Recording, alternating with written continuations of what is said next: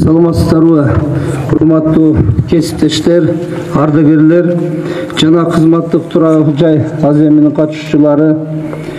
Айкөл Манастын ыйык журтунда Чыңгыз Айтматовдун конушунда кут тарган мамлекеттин башаты болгон касиеттүү Талас жергесинде прокуратура кызматкерлеринин турак жай ачылыш аземине сиздер менен чогуу күбө болуп жатканыма кубанычтамын.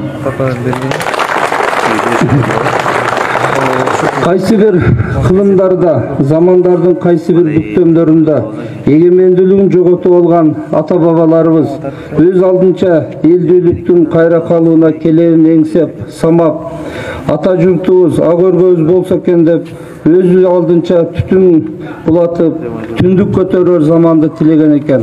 Анын сыңарындай мына бүгүнкү күндө мамлекетибиздин экономикалык шартына байланыштуу прокуратура органдары көйгөйлөрүнө көңүл бурулбай келген. Азыр биздин мына ачылыш аземинде жакшы жашаганга себеп болгон бул мамлекетибиз түптөлгөн мамлекетте жашап атып, ар бир органдын, мамлекеттик уюмдардын иштөөсүнө биринчи шарт түзүү бул мамлекетибиздин милдети болуп саналат. Өзүңүздөргө маалым, былтыркы жылы Талас областында болгон иш сапарда прокуратура кызматкерлеринин имараттарын, ошондой эле турак жайларынын акыбалын көрүп, сөз түрдө оңдоо талап кылууларын эске алып, аракет жасадык эле. Мына бүгүн Кудай буйрса жыйынтыгы келип чыгып турат.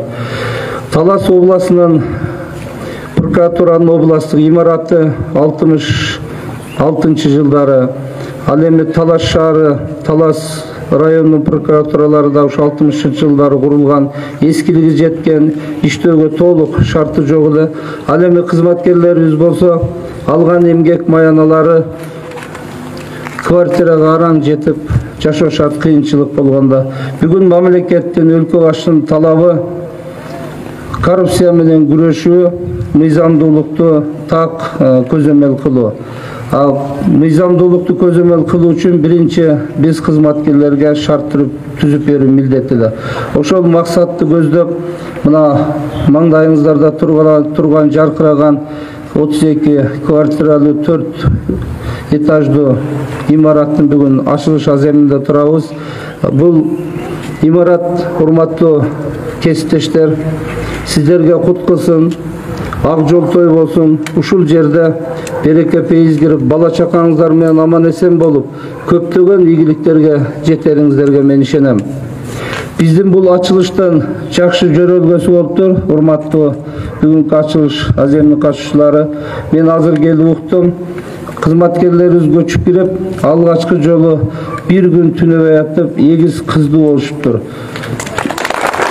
Ушул кыздарыбыздын өмүрү узун болсун, ата-энесине да ден соолук, көп балалуу болгула, ийгиликтер жаралсын. Мен жакшы жашаган кылдым, Кудай буйрса ак жол той кызматкерлер өнү өскөн турак жай болоруна. Урматтуу кызматкерлер, кесиптештер, мына Талас облусунда 90% кызматкерлердин турак жайы менен чечтик, Кудай буйрса. Өзүңүздөргө маалым, бир гана Кара-Бура районунда калды, кызматтык батир жок. Ал эми башка райондордо, областында толугу менен камсыз болду.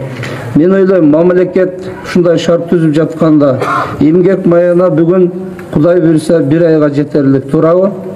Эмгек маяна жетишерлик, жашаган таза, бүт шарты бар үйдө жашап атып, биздин бир гана милдет талап калды. Биз татыктуу мыйзамдарды көзөмөл кылышыбыз керек. Коррупция менен татыктуу күрөшөсүздөр деген ойдомун.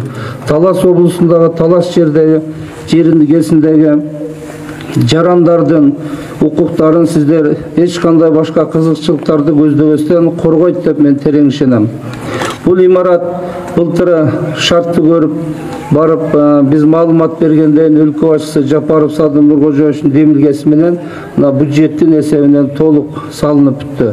Демек өлкө башчысынын сиздерге болгон бул койгон талапты шарт түзүү менен ишке ашырат деген терең ишеничте турат. Ошондуктан мына үй бүлөңүздөр турат. Баарыңыздарга ийгилик каалайм. Бүгүн прокуратура кызматкерлери Талас облусунда толук шартта заманбап бүт. Албетте кемчилдиктер бар. Кудай буйруса күзгө чейин мына областтык имараттын зданиясын бүтсөк, толук ремонттоп салып, Талаш шаарында болсо толук бүттү, мына өзүңүздөр көрдүңүздөр. Демек бардык шарттар түзүлдү. Сиздер уят кылбастан өз милдетиңиздерди ак ниеттүүлүк менен аткарасыз деген ойдомун.